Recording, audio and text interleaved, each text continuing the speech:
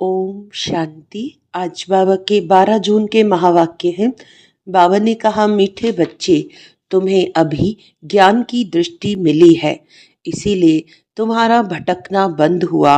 तुम शांतिधाम सुखधाम को याद करते हो। प्रश्न है, देवताओं में कौन सी ताकत है और वह ताकत किस विशेषता के कारण है? उत्तर है, देवताओं में सारे विश्व पर राज्य करने की ताकत है। वह ताकत विशेष एक मत की विशेषता के कारण है। वहाँ एक मत होने के कारण वजीर आदि रखने की दरकार नहीं। देवताओं ने संगम पर बाप से ऐसी श्रीमत ली हुई है जो 21 जन्म राज्य करते हैं। वहाँ एक राजा की एक दैवी फैमिली होती, दूसरी मत होती नहीं। गीत है, नैनहीन को राह दिखाओ प्रभु। ओम शांति। बच्चों को नैन मिले हैं, पहले नैन नहीं थे। कौन से नैन? ज्ञान के नैन नहीं थे, अज्ञान के नैन तो थे। बच्चे जानते हैं ज्ञान सागर एक ही बाप है और कोई में ये रूहानी ज्ञान है नहीं जिस ज्ञान से सदगति हो, अर्थात शांतिधाम सुखधाम जाना हो। अभी तुम बच्चों को दृष्टि मिली है कैसे सुखधाम बदलकर फिर माया का राज्य व दुखधाम बनता है। पुकारने लगते हैं कि नयनहीन को राह बताओ। भक्ति मार्ग के यज्ञ दान पुण्य आदि से कोई राह नहीं मिलती है शांतिधाम सुखधाम जाने की। हर एक को अपना पाठ बजाना ही है। बाप कहते हैं, मुझे भी पाठ मिला हुआ है। भक्ति मार्ग में पुकारते हैं, मुक्ति जीवन मुक्ति की राह बताओ। उसके लिए कितने यज्ञ तप दान पुण्य आदि करते हैं, कितना भटकते हैं। शांतिधाम सुखधाम में भटकना होता ही नहीं, यह भी तुम जानते हो। वो तो सिर्फ शास्त्रों की पढ़ाई और जिस्मानी पढ़ाई को ही जानते हैं, इस रूहानी बाप को तो बिल्कुल जानते ही नहीं। रूहानी बाप ज्ञान तब आकर देते हैं जबकि सर्व की सदगति होती है, पुरानी दुनिया बदलनी होती है, मनुष्य से देवता बनते हैं, फिर सारी सृष्टि पर एक ही राज्य होता है देवी देवताओं का, जिसको ही स्वर्ग कहते हैं। यह भी भारतवासी जानते हैं। आदि सनातन देवी देवता धर्म भारत में ही था, उस समय कोई और धर्म नहीं था। तुम बच्चों के लिए अभी है संगम युग, बाकी सब है कलयुग में। तुम पुरुषोत्तम संगम युग पर बैठे हो। जो जो बाप को याद करते हैं, बाप की श्रीमत पर चलते हैं, वह संगम युग पर है, बाकी कलयुग में है। अभी कोई सॉवरेंटी किंगडम तो है नहीं, अनेक मतों से राज्य चलता है। सतयुग में तो एक महाराजा की मत ही चलती है, वजीर नहीं होते। इतनी ताकत रहती है। फिर जब पतित बनते हैं तो वजीर आदि रखते हैं, क्योंकि वह ताकत नहीं रहती। अभी तो है ही प्रजा का राज्य। सतयुग में एक मत होने से ताकत रहती है। अभी तुम वह ताकत ले रहे हो। 21 जन्म इंडिपेंडेंट राजाई करते हो, अपनी ही दैवी फैमिली है। अभी यह है तुम्हारा ईश्वरीय परिवार। बाप कहते हैं, अपने को आत्मा समझ बाप की याद में रहते हो तो तुम ईश्वरीय परिवार के हो। अगर देह अभिमान में आकर भूल जाते हो तो आसुरी परिवार के हो। एक सेकंड में ईश्वरीय परिवार के और फिर एक सेकंड में आसुरी संप्रदाय के बन जाते हो। अपने को आत्मा समझ बाप को याद करना कितना सहज है, परंतु बच्चों को मुश्किल लगता है। बाप कहते हैं, अपने को आत्मा समझ और बाप को याद करेंगे तो विकर्म विनाश होंगे। देह द्वारा कर्म तो करना ही है, देह बिगर तो तुम कर्म कर नहीं सकेंगे। कोशिश करनी है कामकाज करते भी हम बाप को याद करें, परंतु यहाँ तो बिगर काम भी याद नहीं कर सकते हैं, भूल जाते हैं। यही मेहनत है। भक्ति में ऐसे कोई थोड़े कहा जाता कि सारा दिन भक्ति करो। उसमें टाइम होता है, सवेरे शाम व रात को। फिर मंत्र आदि जो मिलते हैं वह बुद्धि में रहते हैं। अनेक शास्त्र हैं, वह भक्ति मार्ग में पढ़ते हैं। तुमको तो कोई पुस्तक आदि नहीं पढ़ना है, न बनाना है। ये मुरली छपाते भी हैं रिफ्रेश होने के लिए। बाकी कोई भी किताब आदि नहीं रहेगी। ये सब खत्म हो जानी है। ज्ञान तो है ही एक बाप में। अभी देखो, ज्ञान विज्ञान भवन नाम रखा है, जैसे कि वहाँ योग और ज्ञान सिखाया जाता है। बिगर अर्थ ऐसे से नाम रख देते हैं। कुछ भी पता नहीं है कि ज्ञान क्या है, विज्ञान क्या है। अभी तुम ज्ञान और विज्ञान को जानते हो। योग से होती है हेल्थ, जिसको विज्ञान कहा जाता है। और यह है ज्ञान, जिसमें वर्ल्ड की हिस्ट्री ज्योग्राफी समझाई जाती है। वर्ल्ड की हिस्ट्री ज्योग्राफी कैसे रिपीट होती है वह जानना है, परंतु वह पढ़ाई है हद की। यहाँ तो तुमको बेहद की हिस्ट्री ज्योग्राफी बुद्धि में है। हम कैसे राज्य लेते हैं, कितना समय और कब राज्य करते थे, कैसे राजधानी मिली थी, यह बातें और कोई की बुद्धि में नहीं आती। बाप ही नॉलेजफुल है। ये सृष्टि का चक्र कैसे फिरता है, बाप ही समझाते हैं। बने बनाए ड्रामा को न जानने के कारण मनुष्य कह देते हैं फलाना निर्वाण गया या ज्योति ज्योत समाया। तुम जानते हो, सभी मनुष्य मात्र इस सृष्टि चक्र में आते हैं। इससे कोई एक भी छूट नहीं सकता। बाप समझाते हैं, मनुष्य की आत्मा एक शरीर छोड़ दूसरा लेती है। कितना बड़ा ड्रामा है। सब में आत्मा है। उस आत्मा में अविनाशी पाठ भरा हुआ है। इनको कहा जाता है बनी बनाई। अब ड्रामा कहते हैं तो जरूर उनका टाइम भी चाहिए। बाप समझाते हैं ये ड्रामा 5000 वर्ष का है। भक्ति मार्ग के शास्त्रों में लिख दिया है ड्रामा लाखों वर्ष का है। इस समय ही जबकि बाप ने आकर सहज राजयोग सिखाया था। इस समय के लिए ही गायन है कि कौरव घोर अंधियारे में थे और पांडव रोशनी में थे। वो लोग समझते हैं कलयुग में तो अर्जुन 40,000 वर्ष हैं। उन्हों को ये पता नहीं पड़ता कि भगवान आया है। इस पुरानी दुनिया का मौत सामने खड़ा है। अब सब अज्ञान नींद में सोए पड़े हैं। जब लड़ाई देखते हैं तो कहते हैं ये तो महाभारत लड़ाई की निशानी है। ये रिहर्सल होती रहेगी, फिर चलते चलते बंद हो जाएगी। तुम जानते हो अभी हमारी पूरी स्थापना हुई थोड़ी है। गीता में यह थोड़ी है कि बाप ने सहज राजयोग सिखलाए, यहाँ ही राजाई स्थापन की। गीता में तो प्रलय दिखा दी है, दिखाते हैं और सब मर गए।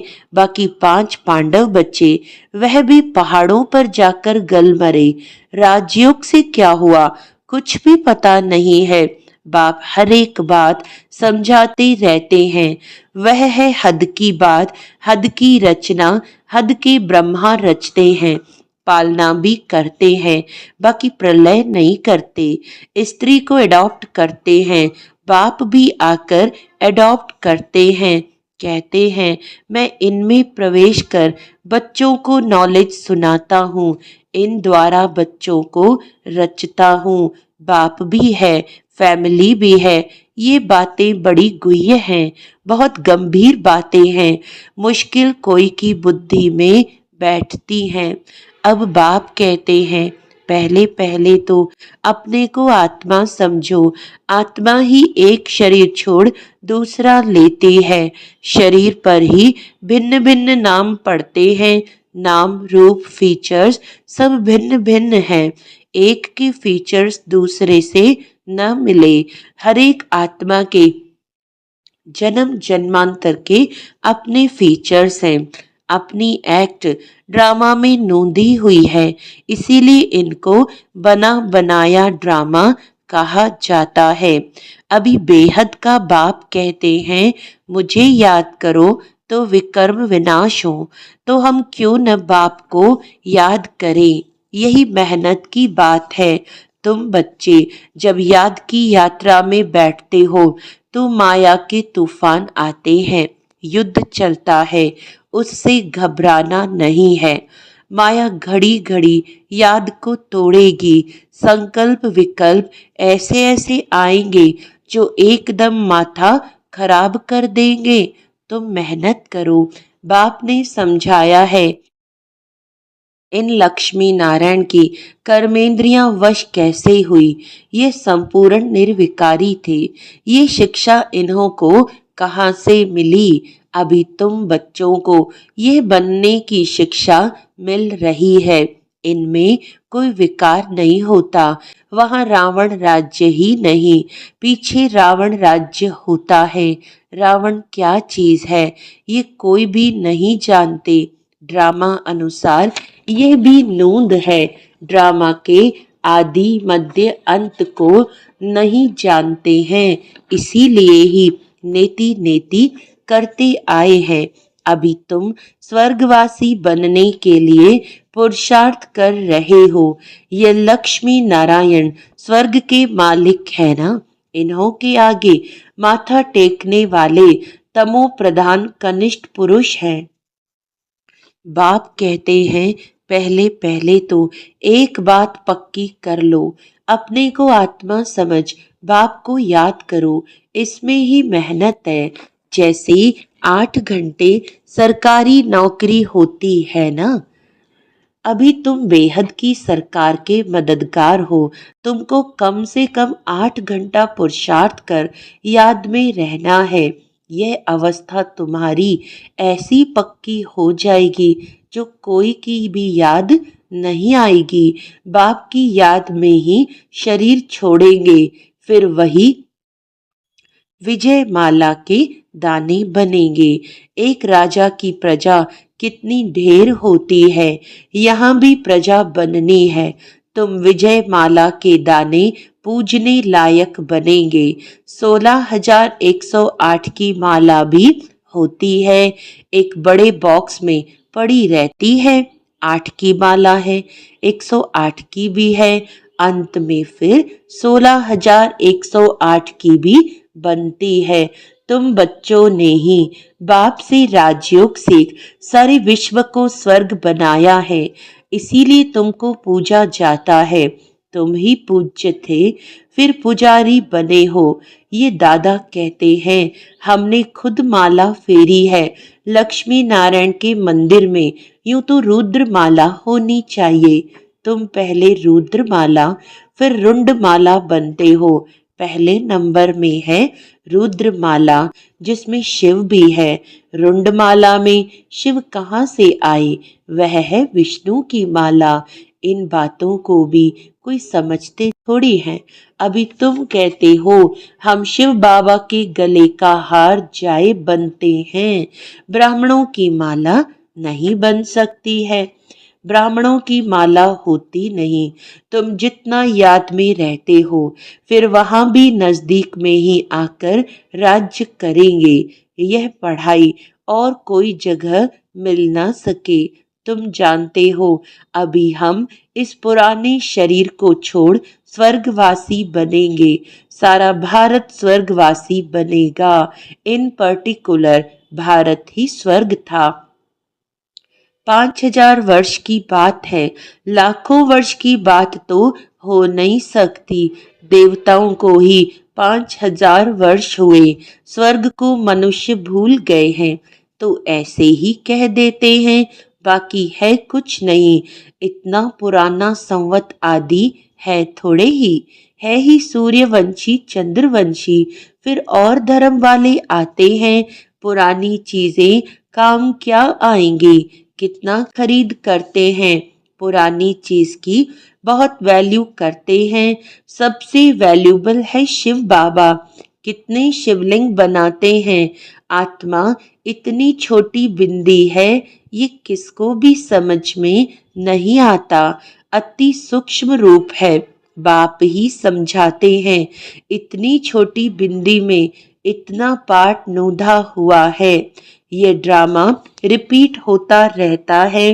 ये ज्ञान तुमको वहां नहीं रहेगा, ये प्रायलोप हो जाता है।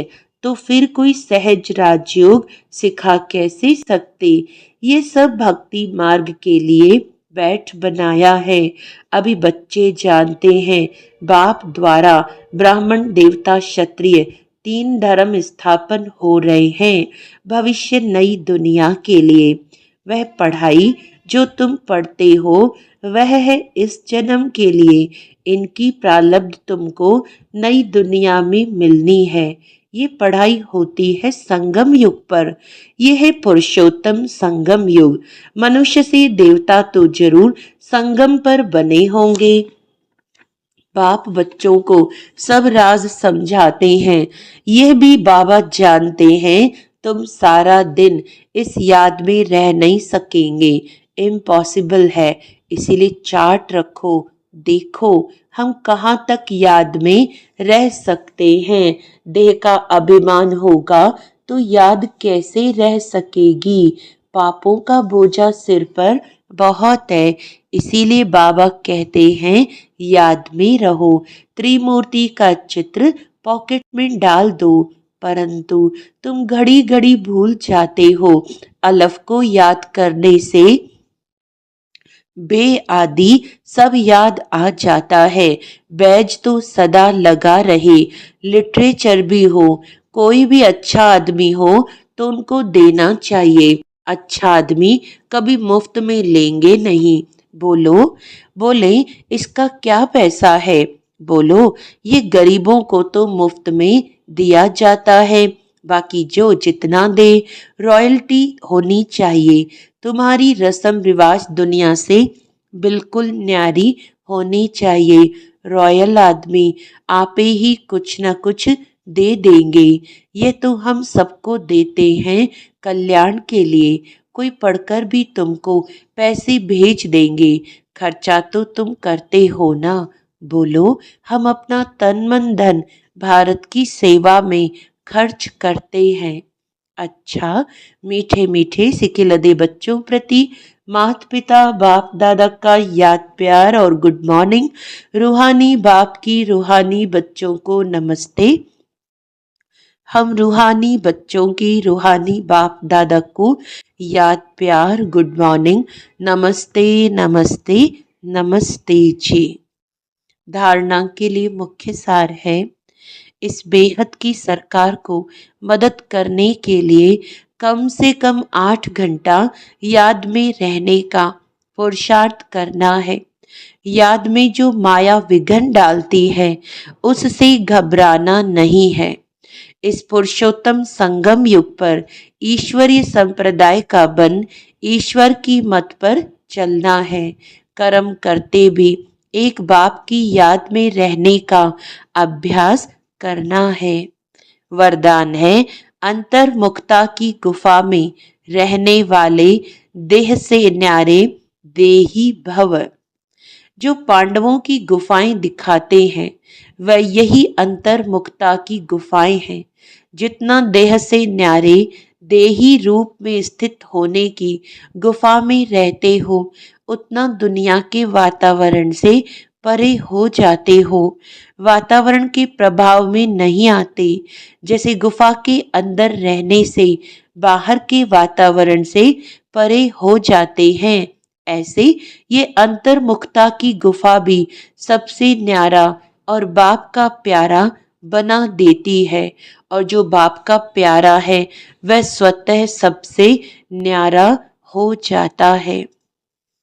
स्लोगन है, साधना बीज है और साधन उसका विस्तार है। विस्तार में साधना को छिपा नहीं देना। अच्छा, आज का अव्यक्त इशारा है, अंतर्मुखता की निशानी। अंतर्मुखी की निशानी सदा सागर के तले में खोए हुए गंभीर मूरत चेहरे द्वारा आत्मिक स्थिति के चिन्ह दिखाई देंगे। एक और मनन चिंतन करने वाला चेहरा और फिर रमणीक अर्थात मुस्कुराता हुआ चेहरा, दोनों ही लक्षण सूरत से प्रत्यक्ष होंगे।